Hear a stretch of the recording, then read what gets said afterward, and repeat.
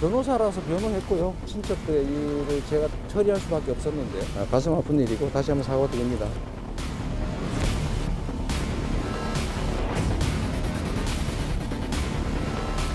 사건이 좀 오래돼가지고 그리고 뭐 저도 잘 기억을 못했어요. 앞으로는 여러분들이 기대하는 이런 당 바깥에 이런 많은 분들이 동참을 해서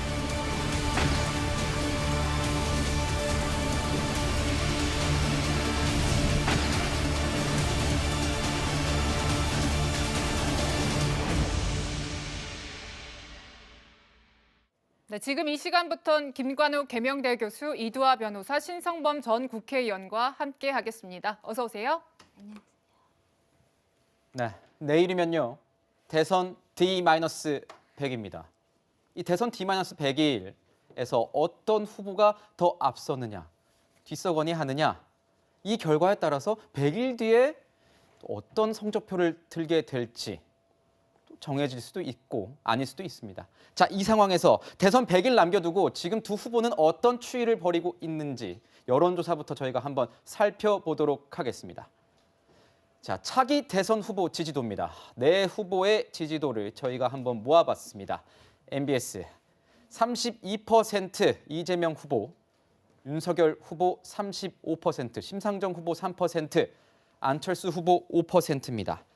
자, 우리 KSOI에서는 이렇게 나오고 있습니다. 이재명 후보 39.8%, 윤석열 후보 42%, 심상정 후보 3.2%, 안철수 후보 4.4%입니다. 저희가 하나 더 준비했습니다.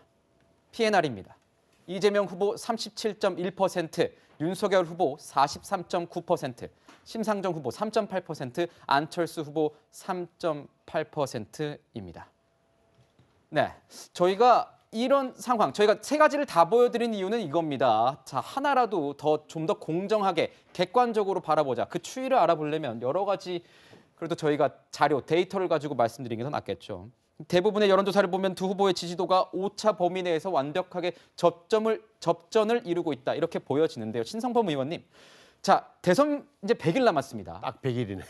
대선 앞두고 이 100일, 내일 아마 이제 여론조사가 많이 쏟아질 텐데요.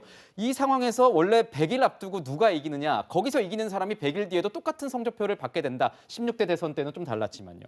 그런 얘기가 있습니다. 지금 상황에서 보실 때는 어떻게 보십니까? 정확하게 말하면 100일 남았는데 윤석열 후보가 훨씬 앞서다가 좁혀졌다. 윤석열 후보가 떨어졌다기보다는 이재명 후보 지지자층, 민주당 지지자층이 결집하고 있다고 보는 게 좀 더 정확할 것 같고, 오늘 말씀하신 대로 언론에서도 100일 전에 조사 결과 그대로 내년 3월 9일 선거가 3월 9일 밤에 발표된다고 하지만 저는 이번은 좀 다를 수 있다고 봐요. 그러니까 무슨 변수가 너무 많다. 단일화 포함해서. 그리고 그 변수가 너무 좀 더 지켜봐야 된다. 적어도 제가 볼 때 앞으로 100일 동안 두세 번은 더 출렁거릴 것이다. 결국은 관건은 뭐냐? 정권 교체 여론이 지금처럼 높게 유지되느냐, 정권 유지를 좀 더 쫓아오느냐, 또 하나는 호남 지역 문제, 그다음에 계층적으로 중도, 또 좁혀보면 2030의 젊은 층이 어디를 선택하느냐가 관건이 될 거다라는 상식적 답변을 드립니다.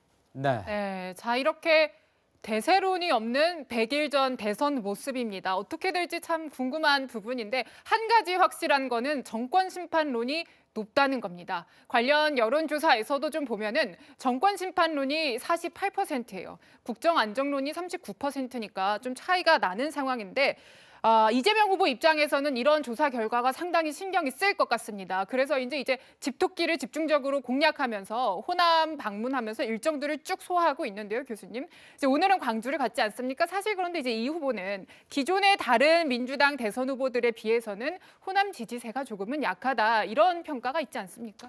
그렇죠. 지금 이제 나온 데이터를 본다 그러면 지금 한 60% 초반의 어떤 지지를 얻고 있어요. 이 네. 부분은 다른 역대 이제 이제 민주당 계열의 어떤 후보들의 어떤 지지율에 비교한다 그러면 높은 편은 아닙니다. 그래서 이 부분을 어떻게 이제 여하이 빨리 더 이제 공고히 시키느냐가 사실상 매우 중요해요. 왜냐하면 이 호남의 민심은 그냥 호남 표심으로만 나타나는 것이 아니라 수도권에 아주 직접적인 영향을 미칩니다. 그래서 사실상 거기에서 몇 %만 올라가더라도 수도권에 미치는 영향이 이제 바로 나타나기 때문에 그럴 경우에는 뭔가 이 지지율의 어떤 변화를 가져올 수 있는 근본적인 단초가 이 호남의 어떤 여론조사, 호남의 지지율에 나올 수밖에 없기 때문에 지금 3박 4일이라는 어떤 긴 선거 운동을 지금 하고 있는 거거든요. 그래서 여기서 이제 뭐 이낙연 후보의 어떤 지지를 좀 더 이제 이끌어낸다거나 뭐 이러면은 이제 효과들이 더욱 더 강하게 나타날 텐데 아직은 이낙연 후보가 지금 그런 모습은 안 보여주고 있지만 조만간에 어떤 그런 행동은 반드시 나타날 것이다 이렇게 보는 거죠. 네. 네, 윤석열 후보 캠프에서 특보를 맡아서 활동했던 우리 이두아 변호사에게도 물어보겠습니다. 지금 선대위에서 합류할 가능성도 높으신 것 같은데, 자 지금 보면은요 차기 대선 후보 지지도 이 지역별 광주 전라 저희 이 여론조사에서 보면 이재명 후보 60 그리고 윤석열 후보 10입니다. 그 지지 후보 없거나 모른다는 응답층도 꽤 있는 것 같은데요. 이런 현상은 어떻게 보십니까? 저번에 이 전두환 전 대통령과 관련된 발언 등과 관련해서 이 전라 이 지역, 이 광주 지역의 지지율이 많이 빠졌다 이런 분석들이 나오고 있었는데요. 어떻게 좀 더 뒤쫓아 추격할 수 있을 거라고 보시는지 좀 궁금하네요. 그러니까 윤석열 후보가 기본적으로 호남 지역에 대해서 애정을 갖고 있고요. 여기에 대해서 계속 호남 지역에 대해서 배려하는 정책이나 이런 다가가기 위한 노력을 여러 각도로 보이고 있는 것 같습니다. 그리고 또 뿐만 아니라 지난 11일은 김해 봉하마을도 방문을 했고요. 네. 호남에 갔다가 김대중 그 전 대통령의 거기 컨벤션 센터 이런 데 방문을 했다가 바로 거기서 1박을 하고 김해 봉하마을로 넘어가서 노무현 전 대통령 묘역을 참배하기도 했는데요. 그래서 중도 외연을 확장하기 위해서 전통적인 민주당 지지층에 대해서도 다가가기 위한 노력을 하고 있고요. 그리고 경선 캠프에서도 가장 특징적인 모습 중에 하나가 그 과거의 경선 캠프, 국민의힘 계열의 보수정당의 경선 캠프와 좀 확연히 구별되는 게요. 호남 지역 인사들이 전진 배치돼 있었습니다. 그래서 뭐 유종필 전 고문이라든가 아니면 여러분들 그리고 뭐 김경진 전 의원, 송기석 전 의원이라든가 김성호 전 의원이라든가 제가 이름을 다 말씀드리기가 어려울 정도로 그 민주당 계열 그 국회의원들, 전직 국회의원들이 많이 참여를 했었고요. 아마 앞으로도 무소속 이용호 의원하고도 윤석열 후보가 만나는 모습도 보였었기 때문에 호남 지역 인사들 그리고 그런 정치권 인사들 말고도 일반 시민들하고도 교감을 하면서 호남 지역의 지지를 얻기 위해서 계속 노력하는 모습을 보일 테니까요. 지금도 두 자릿수 아주 그 초반이죠. 두 자릿수 중에 초반이지만 이걸 늘려나가기 위해서 노력할 겁니다. 네, 기존과는 미묘하게 조금은 다른 것 같은 호남의 분위기. 이런 호남을 찾은 이재명 후보는 윤석열 후보를 겨냥해서 이렇게 평가했습니다. 들어보시죠. 이상한 스승님 찾아다니면서 나라의 미래를 무당한테 물으면 되겠습니까, 여러분? 안 됩니다! 국가의 운명을 놓고 내용을 알지도 못하고 그냥 동전 던져서 운명에 맡기듯이 국가 정책을 결정하면 이거야말로 나라를 망칠 수 있는 위험한 일 아니겠습니까, 여러분? 맞습니다! 역시 이재명이다! 무능, 무지 절대 안 됩니다. 마지막으로 무당 안 됩니다. 이 산무는 죄악입니다. 죄악. 네, 지금 이 후보가 산무에 대해서 설명을 한 부분을 보면은 무식, 무능, 무당이라 하면서 이제 윤 후보를 비판했어요. 그랬더니 그러니까 국민의힘에서는 산무를 다르게 해석을 했더라고요. 그러니까 이 후보를 겨냥해서 무법, 무정, 무치 이렇게 표현을 했습니다. 뭐 100일 남았으니만큼 신경전이 더 거세지는 것 같아요.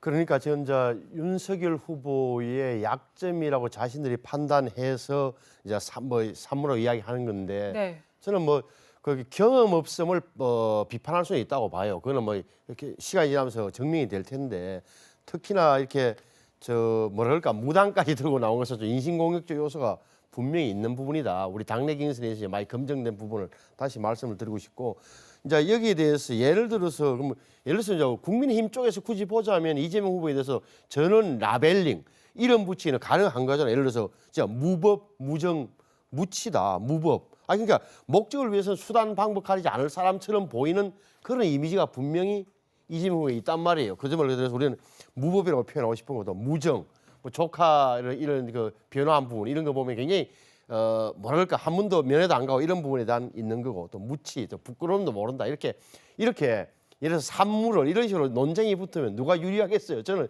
좀 잘못 말씀하시는 게 좀 있다. 그래서 이 부분에 대해서는 국민들이 아마 듣는 분들이 산무 논쟁 중에 어느 부분에 손을 들어줄지 뭐 저는 뻔하다고 생각해요. 네, 뭐 의원께서 설명해 주시면서 뭐 그런 이미지가 분명히 있다 이렇게 말씀해 주셨는데 이제 개인적인 생각이죠. 생각으로 제가 정리를 하고 가겠습니다. 이렇게 산무 윤석열 후보에게 산무를 내세웠던 이재명 후보가요. 대통령이 되면 처벌하지 않고 복수도 하지 않겠다. 이런 식으로 얘기를 했습니다. 우선 들어보시죠.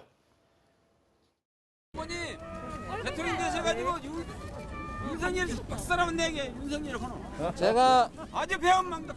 제가 대통령이 되는 것 자체가 윤석열 부분 박살 안 내도 되는 상황입니다. 배은망덕입니다. 대통령이 되고 나면 딱 5년이라고 하는 짧은 시간에 해야 될 일이 산더미인데 그 옛날 거 뒤져가지고 처벌하고 복수하고 그럴 시간 있습니까? 맞습니다. 그럴 시간 없어요.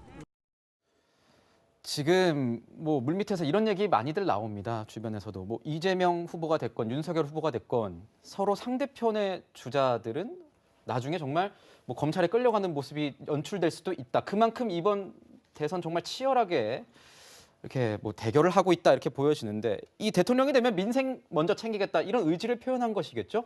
지금 대결 양상을 보면 서로에게 굉장히 날이 서 있잖아요. 그러다 보니까 이제 국민적으로도 그렇고 정치권에서도 그렇고 누가 되든 뭐 정치 보복 이거 또 다시 살아나는 거 아니냐 뭐 이런 얘기들이 있어요. 그런데 지금 이재명 후보 같은 경우는 그러기에는 너무 짧은 시간이다. 그리고 5년 동안 민생 해결해야 될 게 많다. 사실은 누가 되더라도 지금 코로나 다시 심화되고 있잖아요. 민생 해결해야 될 게 뭐 굉장히 많습니다. 그래서 저는 이재명 후보가 이참에 뭐 윤석열 후보도 정치 보복 안 하겠다고 하니까 정치 보복을 하지 않겠다는 만남을 한번 제안하는 것도 방법이라고 생각해요. 두 사람이 만나서 이 그렇죠. 단판을 지어라. 그렇죠. 네. 그렇게 해서 우리는 선의 경쟁을 하겠다. 뭐 이런 얘기들을 좀 해준다면 국민들도 좀 더 안심하고 이 경쟁이라는 것이 게임의 룰에 의해서 진행이 되겠구나. 뭐 이런 생각을 할 수 있을 것 같아요. 그래서 이런 얘기는 좀 저는 시의적절하게 잘했다라고 생각을 하고요. 이 부분 윤석열 후보도 잘 받아줬으면 좋겠다. 뭐 이런 생각합니다. 네. 제가 조금 보충해서 말씀을 드리면요. 윤석열 후보는 지난 11일 날 제가 아까 말씀드린 것처럼 김해 봉하마을에 가서 노무현 전 대통령 묘역 참배하고 나서 이런 기자분들이 질문을 하셨어요. 그래서 그때 정치 보복이라는 건 정치가 아닌 공작이다. 그래서 그런 공작 같은 거 안 할 거다 얘기를 하고요. 국민일보가 그 뒤에 이제 인터뷰를 했는데 그때도 또 이 문제로 물어봐서 보복이라는 건 타깃을 정해놓고 하는 건데 그런 거 하지 않겠다라고 명확하게 언론에 2번이나 명확하게 최근에 이번 달에도 말씀을 하신 바가 있어서요. 좀 전에 교수님 말씀하신 것처럼 이재명 후보나 윤석열 후보나 모두 다 이 문제에 대해서는 같은 입장인 것 같습니다. 네, 정말 뭐 누가 되든 보복 없는 그런 정치 기대해봐야 될 것 같고요. 자, 이재명 후보는 오늘 광주에서 선대위를 발족합니다. 광주에 굉장히 호남이 굉장히 이제 공을 들이고 있다라고 분석이 되고 있는데 사실 이재명 후보 입장에서는 호남이 텃밭인 이낙연 전 대표가 도와주면 참 좋겠다 이런 생각할 것 같아요. 하지만 보이지 않고 있습니다. 이런 상황에 대한 이재명 후보의 목소리 들어보시죠. 저희가 요청을 했어요. 제가 전화는 드렸습니다. 전남 광주 일대 간다 이렇게 말씀만 드렸고요. 원래 잡힌 일정이 있다고 말씀하시더군요. 근데 저희는 이게 일정을 최근에 잡은 일정이라서 미리 조정을 하지 못했고 다음에는 아마 같이 할 기회가 얼마든지 있을 거라고 생각합니다. 네, 그러니까 다음 기회를 기약을 했는데 이번 방문에 대해서 이낙연 전 대표 측에서는 이제 이렇게 밝히기를 실무진 과정에서도 논의된 적이 없다, 일절 논의된 바가 없다라고 공지까지 했어요. 자, 이런 상황에 대한 일각에서는 이런 평가도 나오더라고요. 그러니까 장성민 전 의원의 SNS를 저희가 준비를 해봤는데 자, 이재명 후보가 과거에 변호했던 두 건의 살인 사건이 노출되자 이낙연 전 대표의 움직임이 빨라지고 있다라는 겁니다. 그러니까 이낙연 전 대표는 호남에는 동행을 안 했지만 충청과 경남 지역의 순회 일정에 들어갔지 않습니까? 그러니까 이런 해석이에요. 이런 상황에서 플랜 B로서의 몸집을 키우는 그런 행보다. 교수님 동의하십니까? 동의하지 않고요. 지금 네. 장성민 전 의원이 일종의 이간체 핵을 쓰는 것 같다. 야권 인사죠. 예, 야권 인사가 됐죠. 그런데 이거는 과거 우리가 이제 노무현 전 대통령이 후보로 당선된 이후를 좀 생각해 보면 비슷한 유형이 있어요. 네. 후단협이라고 있습니다.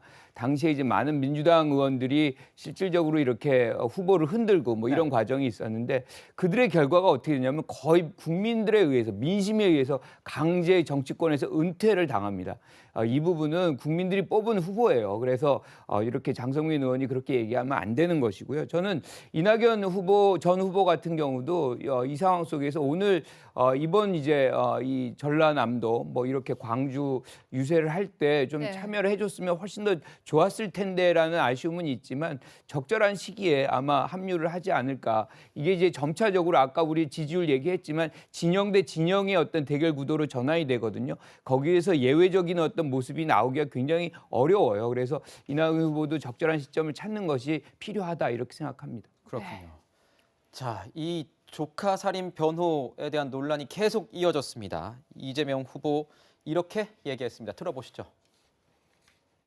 변호사라서 변호했고요. 안타까운 일이지요.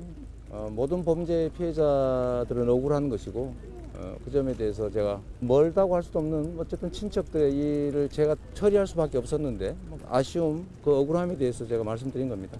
가슴 아픈 일이고 다시 한번 사과드립니다. 국가분 변호사. 그 얘기는 좀 그만합시다. 아까 했는데.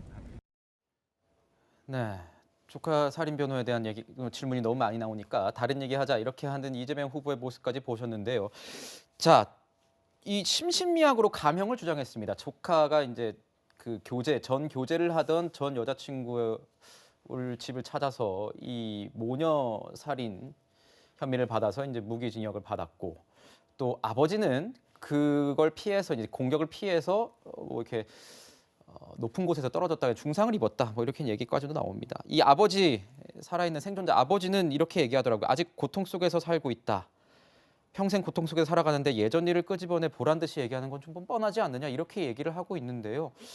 어떻게 보셨습니까, 의원님? 이런 논란 어떻게 저희가 좀 봐야 될까요? 보는 시각이 이렇게 저 문제는 그러니까 뭐 이런 거 이렇게 내가 변호사라서 집안 형편이 어렵고 해서 내가 도와줄 수밖에 없어. 변호인으로서의 자격을 이야기하는 게 아니에요.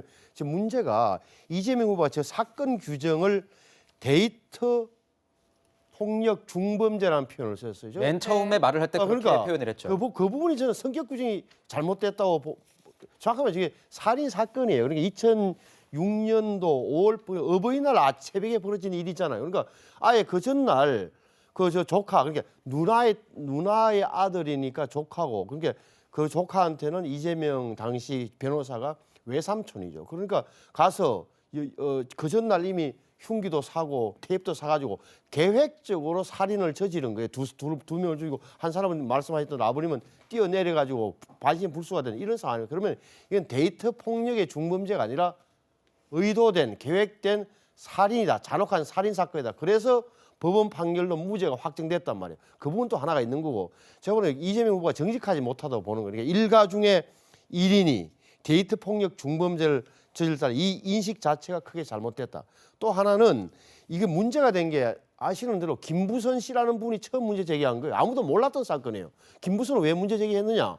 나하고 옛날에 연인 관계에 있다는 걸 증명하기 위해서 2007년도에 내 집에서 옥수동 그 집에서 이재명 씨가 먼저 이야기를 했다. 이런 이야기잖아요. 그래서 된 건데 또 하나는 지금 데이터 폭력이 엄중하다 보니까 여성표를 겨냥해서 자기가 대책을 내놨다고 하는 시점에서 슬쩍 얹어서 그냥 묻어가려는 이런 의도가 분명해서 제가 볼 때는 정직성에 문제가 많은 발언이라고 저는 생각해요. 네, 지금 이제 논란이 되고 있는 조카 살인 사건 말고도요. 2007년에 성남 수정구의 다른 살인 사건을 변호했던 게 뒤늦게 밝혀졌어요. 교수님, 사실 이런 사건에 대한 변호가 국민 이제 법 감정에는 좀 긍정적이지 않은 면이 있을 것도 같은데 어떻게 보시나요? 그러니까 이 후보 입장에서는 참 참담하죠. 그리고 네. 국민들 앞에 이제 뭐 사실 굉장히 죄송할 수밖에 없는 것이고 특히나 피해자분께는 더더욱 그런 것인데 그러면 이 이제 어떻게 보면 이제 살인을 뭐 옹호하거나 뭐 그런 건 아니고요. 일단은 조카가 이제 살인을 했는데 이 부분에 대해서 국선 변호사가 일단 선임이 됐어요. 그런데 이제 집안에서 뭐 강권이 있었던 모양이에요. 그러다 보니까 이제 이재명 후보가 이제 변호를 하게 된 그런 부분인 거고 또 다른 어떤 이 관련된 이런 다른 형태의 어떤 이 살인에 대해서도 변호를 했다 그러는데 네. 이거는 좀 성격이 다른 걸로 제가 네. 알고 있어요. 네네. 그러니까 이 같은 법인에 다른 변호사가 이거를 이제 담당을 하는데 우리가 통상 보면 이제 같은 법인에 있다 보면 이름을 이제 같이 올리게 되는 경우가 있거든요. 그래서 네. 이게 뭐 법정에도 이렇게 출석을 잘 안 했던 걸로 제가 알고 있어요. 그래서 이 전체를 하나의 어떤 이미지화하는 것은 뭐 이 부분에 대해서 가족 관련된 부분이니까 뭐 드릴 말씀은 아마 후보 입장에서는 없겠지만 어쨌든 이걸 전체를 이미지화하는 것은 좀 부당하다 이런 생각도 듭니다. 네, 그렇군요. 자, 뭐 하나는 이제 무기징역 확정됐고 또 15년형 또 다른 사건은 이제 15년형이 선고를 했습니다. 심신미약으로 심신미약을 주장을 했었죠. 이제 홍준표 의원 같은 경우에는 이런 얘기를 했습니다. 이 살인자를 변호한 이 대통령이 말이 되느냐 이러면서 이제 강하게 비판을 했습니다. 어떠십니까, 변호사님 보실 때 뭐 일견 이해도 됩니다. 이제 뭐 변호사라는 거는 또 뭐 이렇게 그렇죠. 뭐 흉악범이라도 변호를 할 수 있다라는 게 이제 여권에서 나오는 얘기고요. 어떻게 보십니까? 이 국민 네. 법관적인 다른 부분이 좀 있다 이런 지적. 저도 사실 제가 이제 변호사 자격을 딴 지가 96년이니까 25년이 되고요. 저도 국선 변호를 한 2, 3년 동안은 계속 했었는데 네. 살인 사건을 변론한 적은 없습니다. 근데 이런 살인 사건의 경우에는 국선 변론을 하게 돼 있어요. 아무리 어려운 사람이라 하더라도 그냥 본인이 원하지 않더라도 반드시 국선 그렇죠. 변호인을 선임해 주니까 네. 그렇지만 저도 이재명 후보가 뭐 외삼촌이고 조카인데 친누나가 와서 뭐 울며 매달리면 어쩌겠습니까? 변론을 할 수도 있죠. 그래서 그런 부분은 변론을 할 수도 있다고 생각하지만 좀 특이했던 게 어떠냐 하면요. 이런 경우에 변론을 하면 본인이 외삼촌이고 변호사잖아요. 그러면 이 사건에 있어서 당사자를 이 피해자이자 유족인 생존자인 부친을 찾아가서 사죄를 해요, 보통. 그래야 그 피고인인 조카한테도 도움이 되고 그리고 인간의 도리죠. 안 만나 주려고 하더라도 노력은 해요. 아니면 치료비라도 대줘요. 조금이라도. 근데 그런 게 전혀 없었다고 지금 얘기가 나와서 특이하다 이런 생각을 할 수밖에 없고요. 그리고 진정성 얘기를 우리 신 의원님이 말씀해 주셨는데 데이트 네. 폭력과 관련돼서 피해자 지원 대책, 가해자 가중 처벌 얘기를 하는데요. 이거는 여성들이 봤을 때 스토킹, 잔혹 살인이지 데이트 폭력은 절대 아닙니다. 그래서 성격 규정을 잘못하셔서 이 문제가 커진 부분도 분명히 있는 것 같고요. 그리고 이런 부분에 대해서 피해자 지원 대책과 공감 능력이 있으면 그 당시에 한 번이라도 피해자인 유족을 찾아갔어야 되지 않나. 근데 지금 와서 이런 말씀을 하시니까 진정성이 있나 이런 생각을 하는 사람이 있을 수밖에 없는 것 같고요. 두 번째 2007년 살인사건 얘기도 하시는데요. 저희도 이렇게 이름이 같이 올라가는 경우 있죠. 제가 선임 안 해도. 근데 이 기록에 의하면 2번을 법정에 출석했다고 하는데요. 저희가 이름만 올라가는 경우에 법정에 2번 가는 경우 없습니다. 네. 그래서 이 부분도 법정에 2번이나 나가시고 그다음에 2번 나가고 나서 바로 선고가 있었던 것 같은데 그런데 그러면 본인이 전혀 내용을 모른다? 그건 좀 네. 이해가 안 돼서 이 변호사들이 통상적으로 이런 경우 네. 이해가 할 수 없다고 생각하니까 본인이 어떻게 해서 나도 흉악범이라도 변론을 할 수밖에 없었다. 이렇게 솔직히 말씀을 하시는 게 더 낫지 않나 싶습니다. 네, 이재명 후보 같은 경우에 이 가슴 아픈 일이다, 뭐 사과한다 이런 의사 밝혔다는 점도 저희가 같이 한 번 더 말씀드리고 가겠습니다. 네, 이번 순서에서는 대선 100여일을 앞둔 여야의 움직임 이재명 후보 중심으로 짚어봤습니다.